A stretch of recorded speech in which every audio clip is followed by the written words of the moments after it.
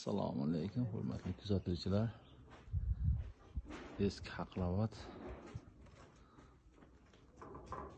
ishlarimiz nihoyasiga yetdi. Bugun shapkamiz ko'cha qismi 27 metr tashkil etgan.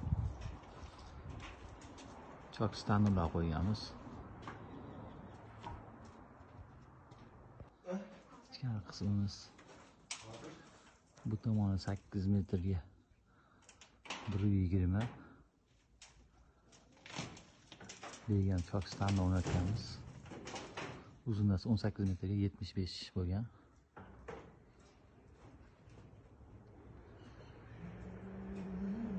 Shu holatda chiroyli va go'zal qilib tuzib berdik.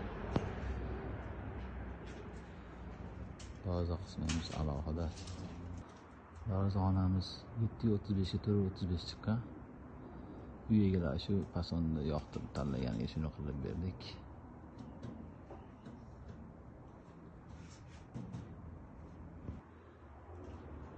Jami bo'lib 130 kvadrat tashkil etdi.